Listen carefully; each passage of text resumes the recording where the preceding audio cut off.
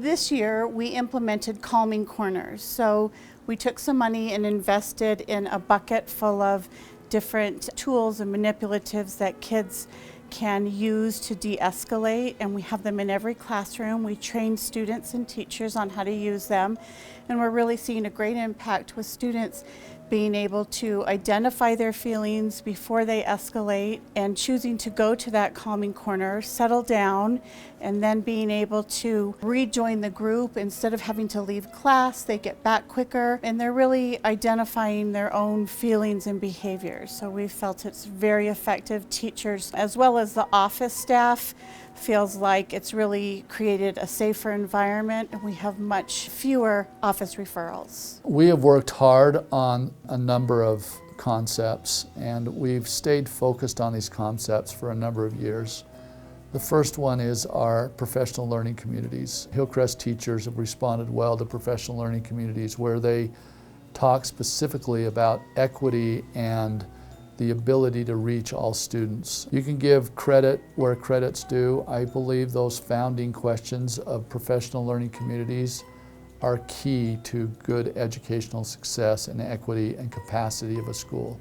What do you want students to know? How do you know that they know it? And what are you going to do if they don't? Questions we deal with weekly at Hillcrest High School. And our teachers have been empowered in PED to make sure they pay attention to those type of questions. We have modified our school discipline policy as it pertains to like exclusionary practices, suspension. Again, that school climate and safety goal. If we're excluding kids because of their behavior, but the underlying problem is that they've experienced some trauma and they don't know how to deal with that, then removing them from that classroom or from the school never addresses the issue, right?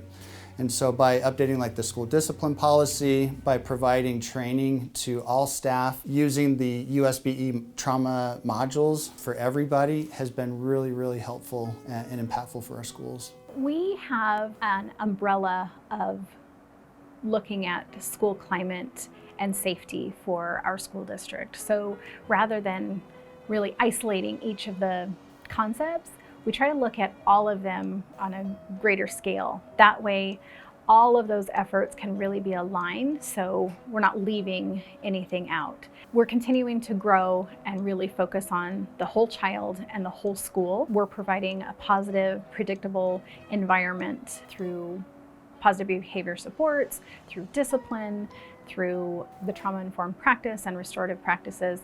So really just looking at all of those components with every child and every situation across the school setting. One of our big strengths is being open to all students at our school.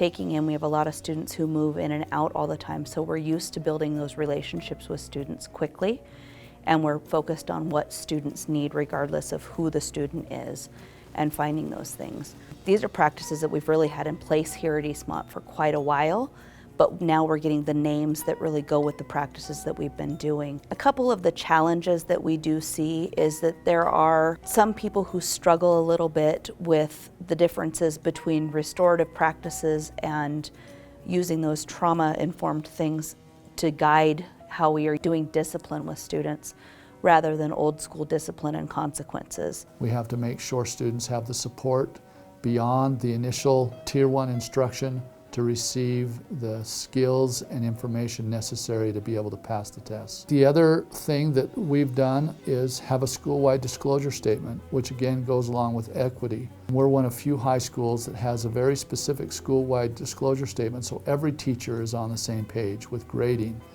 with how they treat their students emotionally, behaviorally, and relationships.